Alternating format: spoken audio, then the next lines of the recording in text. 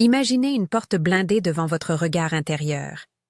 Pas une simple serrure à crocheter, mais un blindage qui renvoie la lumière et transforme votre prière en un soupir contre l'acier. Voilà pourquoi vous avez l'impression que vos prières ne marchent plus. Ce n'est pas l'absence de bonté divine, c'est un protocole qui a été verrouillé. L'agenda caché n'est pas une fiction théorique. C'est une stratégie qui réduit la perception, diminue le signal et vous maintient dans l'attitude du suppliant.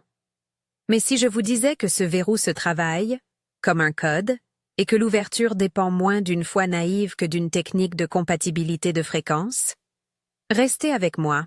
Si cette parole touche quelque chose en vous, commentez maintenant en 2 mots. J'active ma monade ou j'active mon 3e œil. Cela nous donne un premier engagement symbolique pour sortir de la passivité. La première chose à comprendre est mécanique.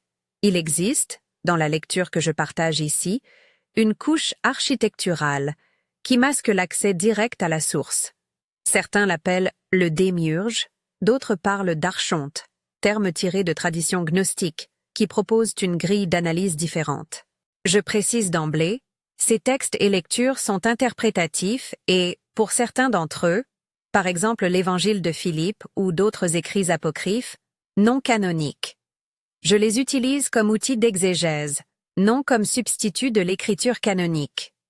Comprendre cette distinction prévient les confusions doctrinales. Dans les évangiles, il y a des gestes de souveraineté qui parlent d'un autre protocole. Pensez à l'épisode de Lazare. Jésus ne demande pas la permission à la pierre, il ordonne une sortie. Je n'altère pas le récit. Je propose une lecture. Là où la tradition voit le miracle comme une exception, la lecture technique y perçoit l'utilisation d'un code qui rétablit l'ordre originel. Autrement dit, ce que l'on appelle miracle peut être compris comme réencodage, une remise en fréquence du vivant avec la source. Cela change la posture. On passe de l'attente passive à l'opération consciente. Pour rendre cela praticable, il faut reconnaître 2 types de compatibilité vibratoire. Les iliques, littéralement les matériels, sont ceux dont la conscience est essentiellement prisonnière de la forme et des structures. Ils reçoivent difficilement la fréquence de la monade. Les pneumatiques, ceux qui portent l'étincelle, ont une compatibilité plus élevée. Ils peuvent, par résonance, établir la connexion. Ce n'est pas une condamnation morale.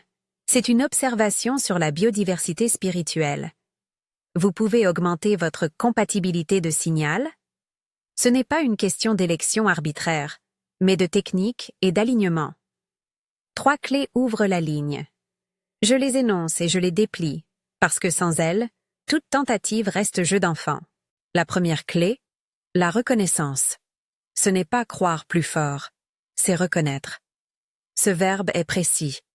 Reconnaître signifie retrouver la mémoire, se souvenir de la présence première.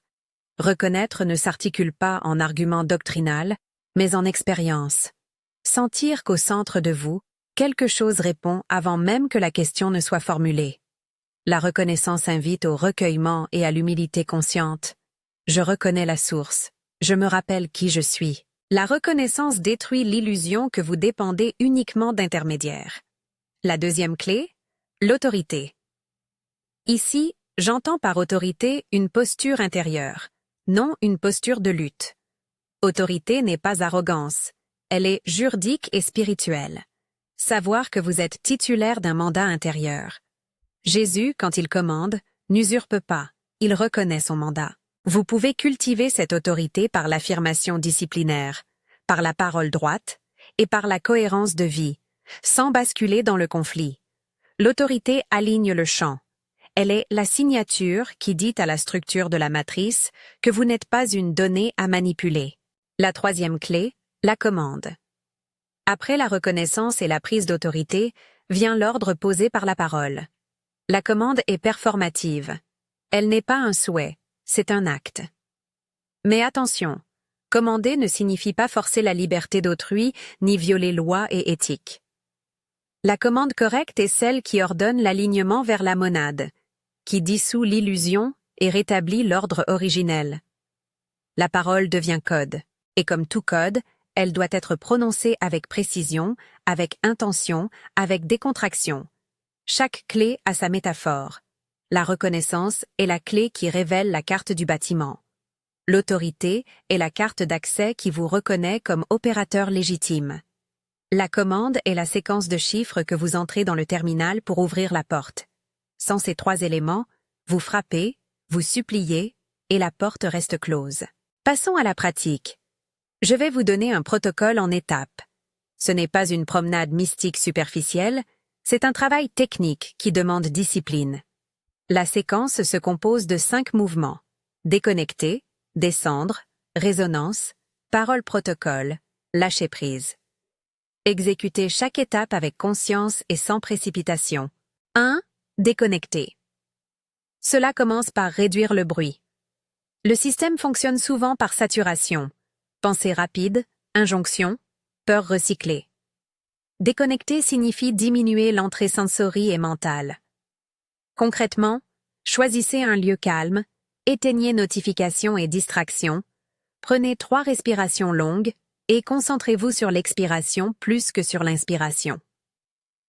Visualisez un interrupteur qui coupe le bruit extérieur et une lumière qui se concentre au centre de votre poitrine. Ce geste prépare le chant.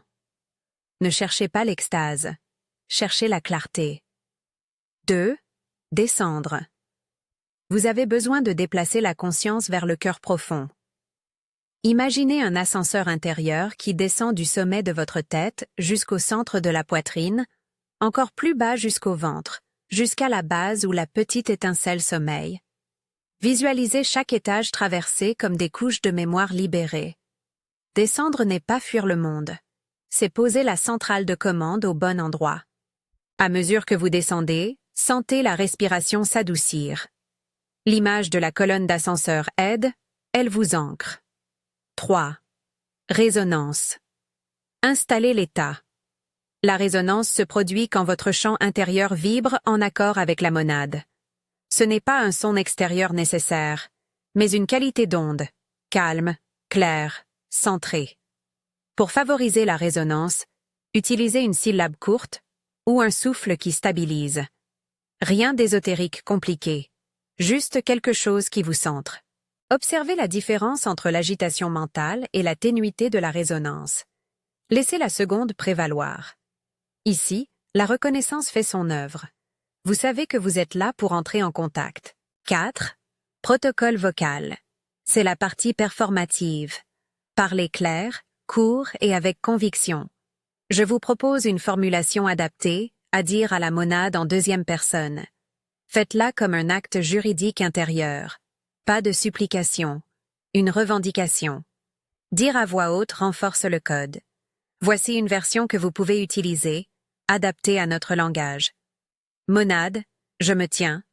J'active l'autorité qui m'habite, que l'illusion se dissolve, que l'alignement s'établisse, c'est accompli. Choisissez vos mots, mais conservez la structure. Adresse, autorité, dissolution de l'illusion, rétablissement, acte accompli. Vous pouvez prononcer la phrase 1 fois ou 3 fois, selon votre sensibilité, sans tomber dans la répétition mécanique. La puissance n'est pas dans le nombre, mais dans la précision et la présence. Note importante. Cette formule est performative au plan spirituel et symbolique. Je ne promets pas de résultats médicaux ou matériels garantis. Parler ainsi augmente la probabilité d'alignement dans la compatibilité de signal. Il ouvre une ligne. Les effets varient selon l'histoire, la préparation et la grâce. 5. Lâcher prise. Après la parole, lâchez. Ne vous accrochez pas aux résultats. N'analysez pas immédiatement. Ne forcez pas des signes. Le lâcher-prise est une discipline intérieure. Observez sans commenter. Rendez l'issue à la monade. Visualisez la volonté relâchée comme un voile qui se retire. Psychologiquement, cela évite les boucles d'angoisse qui annihilent l'effet. Socialement, cela vous préserve d'actes impulsifs. Le lâcher-prise protège votre champ. Après avoir suivi ce protocole, attendez et observez. Le système réagira. Voici ce à quoi vous pouvez vous attendre et comment tenir face aux réactions. Première réaction possible. L'effondrement. Parfois, l'ouverture provoque une purge. L'ancien se fissure pour céder la place au réel. Cela peut se manifester émotionnellement, comme une remise en question de schéma ou par une période de vulnérabilité. Interprétez cela comme nettoyage, non comme condamnation.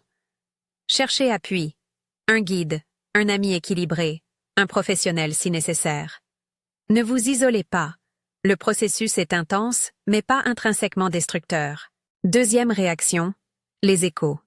Ce sont des synchronicités, des résonances qui apparaissent dans votre vie, conversations inattendues, repères qui se réalignent, portes qui semblent s'ouvrir. Les échos sont souvent la confirmation que la ligne s'est établie. Soyez reconnaissant sans vous enorgueillir. Notez et intégrez. Troisième réaction, la neutralité. Progressivement, vous pouvez constater une forme d'indifférence nouvelle aux manipulations émotionnelles. Ce n'est pas apathie, mais un équilibre lucide. La neutralité prouve que vous n'êtes plus une proie facile pour le système. Cultivez-la comme vertu pratique. Entre l'appel et ses signes, attendez une latence. Le champ ne se réajuste pas instantanément. Cela peut prendre heures, jours, parfois semaines. Durant la latence, n'agissez pas de manière dramatique. Évitez décisions majeures prises sur l'impulsion. Continuez vos soins médicaux et légaux habituels si nécessaire. Restez conscient que le protocole spirituel n'annule pas le besoin de prudence humaine. Vous rencontrerez peut-être des interférences mentales, doutes, images recyclées, voix anciennes. Traitez-les comme des parasites sur une fréquence. La stratégie recommandée est simple. Observez, nommez, puis ne vous engagez pas dans le débat intérieur. Répondez par la répétition calme de votre ancrage respiratoire et, si besoin, par un rappel rapide de votre déclaration de souveraineté. L'engagement émotionnel avec ces interférences leur donne du carburant. L'observation neutre les vide. Laissez-moi ajouter quelques précautions éthiques indispensables. Ne présentez jamais ce travail comme un moyen de légitimer la violence, l'isolement ou la rupture destructrice de relations.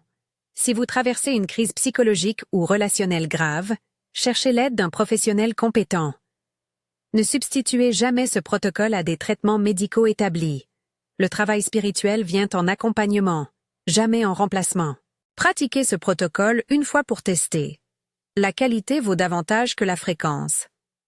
Un exercice conscient, bien préparé, peut produire plus d'effets qu'une répétition mécanique quotidienne. Prenez note des variations, tenez un journal des échos, des émotions et des résultats. Enregistrez vos transformations comme données personnelles, la mesure aide à affiner votre compatibilité de signal. Une question fréquente. Que faire si mon institution spirituelle ou religieuse réagit mal à cette approche? Répondez par respect et clarté. La critique que je formule n'est pas une attaque gratuite. Je pointe des structures qui, parfois, favorisent l'amnésie. Mais la rupture violente n'est pas un objectif. Cherchez discernement. La liberté spirituelle authentique s'exerce avec responsabilité communautaire. Si vous devez vous éloigner de pratiques qui étouffent votre conscience, faites-le avec sagesse, en maintenant liens sociaux et soutien émotionnel. Je veux aussi rectifier un malentendu courant. Le troisième œil n'est pas une référence exotique ou New Age dans ce discours.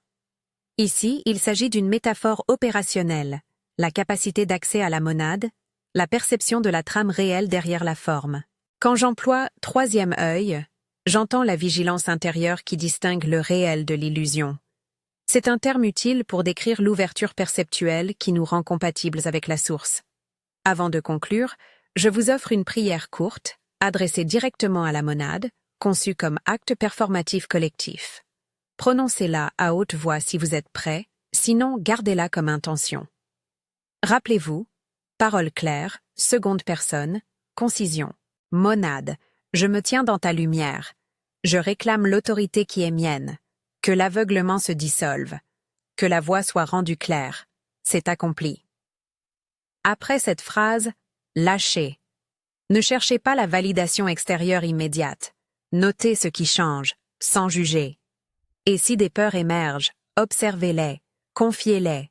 Et rappelez-vous que la guérison intérieure souvent s'accompagne d'une phase de réorganisation. La responsabilité qui vient avec ce savoir est réelle. Ouvrir le troisième œil, dans ce sens, n'est pas licence, c'est vocation. Vous devenez plus visible pour les forces de la matrice et plus responsable de ce que vous diffusez. Utilisez la souveraineté reçue pour servir, pour calmer, pour rétablir l'ordre juste, non pour dominer. Enfin, expérimentez, mais documentez. Gardez un journal. Construisez une petite communauté de confiance pour partager retours et prudence. Ne considérez pas cette méthode comme la seule voie. Elle est une porte parmi d'autres, une technique que vous pouvez intégrer à une vie spirituelle équilibrée. Si ce message a touché quelque chose en vous, si vous avez déjà commencé à sentir une subtile différence après la pratique, abonnez-vous pour que nous poursuivions ensemble ce travail d'activation et d'affinement. Je publierai des sessions de suivi, des cas pratiques et des réponses aux questions concrètes. N'oubliez pas, l'agenda caché perd sa puissance dès que vous devenez un opérateur conscient. Quand votre troisième œil s'ouvre à la monade, le blindage se fissure et la porte peut finalement s'ouvrir.